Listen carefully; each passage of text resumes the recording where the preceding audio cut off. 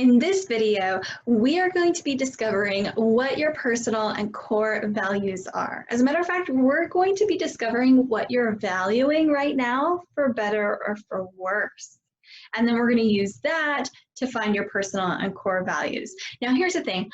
I get asked by parents, adults, all the time. They say, can a teenager, a young person, a young adult actually know what their values are at this age? And the answer to that question is yes, we all do. Our values are in there, and there's a knowing about it, but a lot of times it just kind of lives in this like a vague emotion feeling that we can't state. A lot of people, you know, someone came up to them and said, hey, what are your top 5 values right now? They couldn't go to you, oh, they are boom, boom, boom, boom, boom, and just state them, right?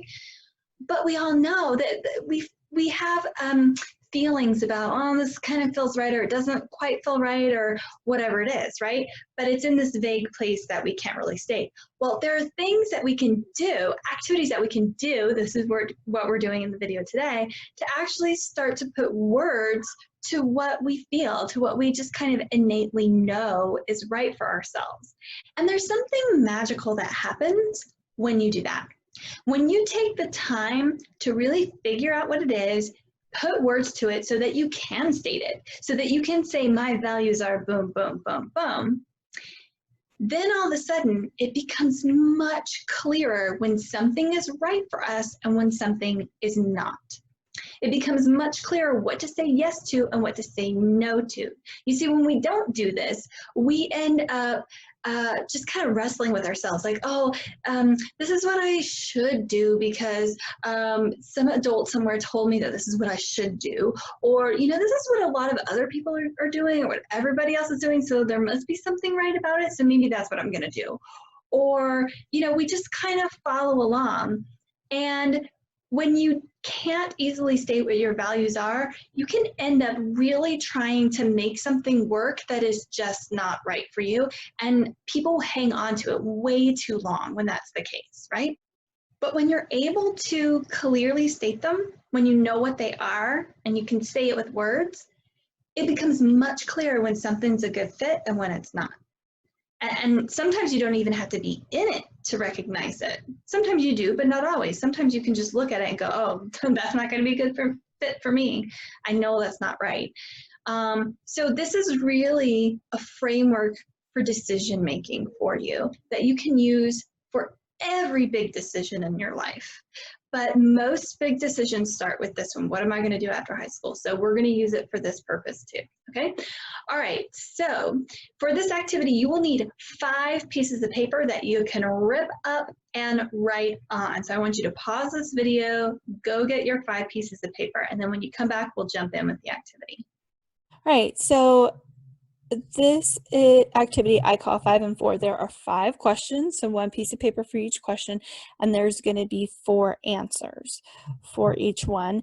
And then we will have, after we get all the answers, there's going to be more to do. So just stick with me for right now, okay?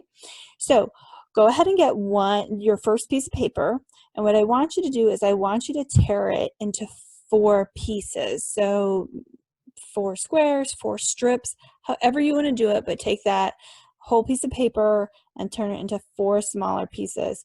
Sometimes I might refer to these as cards, just because I've done this in the past with cards. Okay, so for this first one, what I want you to do for each of the 4 pieces, I want you to write down a physical object, product, or item that you feel you need to function on a daily basis. Now, you can't do more than 4. Each strip that you tore this into gets 1. Okay, so you can't do more than 4. You can do less. So if it's only 3 or only 2, then only write something on 3 or 2 pieces rather than all 4, okay? Examples would be cell phone, car, food, medicine, water, shelter, laptop, etc. But it's a physical object, product, or item that you feel you need to function on a daily basis. So take a moment, think about it, and assign 1 per each piece that you tore your paper into, okay? All right, next. Take your next piece of paper and rip it into 4. Now you're going to assign a geographical location that is especially important to you to the 4 pieces. So this could be a grandparent's house, the beach, someplace you've always wanted to visit, a place that you've worked or volunteered. Think about geographical locations that are especially important to you, right? Again, you can't do more than 4. You can only have 1 per piece. So that's 4 at the most, but you can do less. All right. Next, get your next piece of paper, rip it into 4. Now you're going to do, for each of the 4 pieces, you're going to assign a person who has made you who you are today for the better or for the worse, or somewhere in between. Okay, so for each piece of paper, you're going to assign a person. Now, here's the thing. You can include pets, and you get the choice of putting all pets on one piece of paper or assigning them their own little strip, their own little card, okay? This can also include people who are deceased or someone that you've never met. So maybe it's an author or a celebrity or a character from a story. So these are people who have made you who you are today for the better or the worse, and it can include pets. Okay, so this is the only one where you're allowed to have 4, and it's only if you have more than 1 pet to put on 1 card. Okay? All right. Let's go to the next one. Take your next piece of paper, rip it into 4. For each one, you're going to assign a personal or professional goal. It can be a short-term goal or a long-term goal, okay? And if you need to pause for a second, you may have already been pausing, but if you need to pause for a second to write these down, go ahead and do that. Again, no more than 4, but you can do less, okay? Oh, and by the way, forgot to mention this before. Once you've written those down, you're just setting them aside. We will come back to them in a minute, okay? You're just setting them aside for now, and we will come back to them in a minute. All right. And then finally, you're going to take your final piece of paper, rip it into 4. This one, I'm sure you probably will need to pause it because I want you to write down up to 4 significant memories. These can be positive, negative, or a mix. And I want you to consider memories of something that taught you a valuable lesson.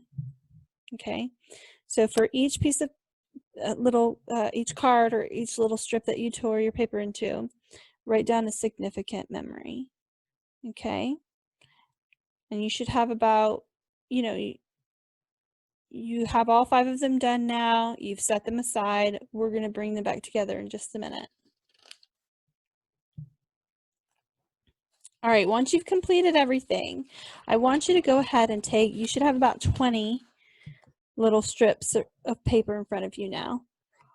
And I want you to go ahead and spread them out and take a look. Just reflect at them.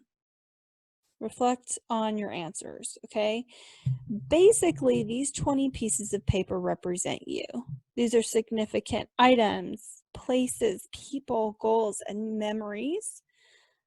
Things that have made you who you are today. And we've basically boiled it down to these 20 right here.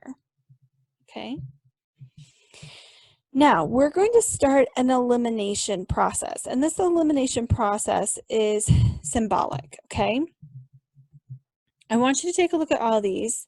And I want you to start by removing 5. Now, when you remove them, this is symbolic, meaning that I want you to imagine that once you remove them, they no longer are a part of your life, Okay, so you no longer have that item, you don't know that place or that person, you don't have that goal anymore, or you don't have that memory anymore. Okay, it is symbolic, but go ahead and pick 5 that you want to remove from your top 20. So take a minute to do that. Now, with the ones that are left, oh, and by the way, make sure when you start eliminating, you can start with the blank cards. So you just go ahead and take away the blank cards first, okay? Now, once you've taken those 5 away, from the remaining ones, I want you to remove 4. So look at the remaining ones and remove 4. Items no longer part of your life, the place, the person. You no longer have that goal, you no longer have that memory, okay? Now, this is where the mandatory part ends, okay? So if you cannot remove any more, you are allowed to stop at this point. However, if you can, I want you to now eliminate 3. Take 3 more away from the remaining ones. Once you have done that,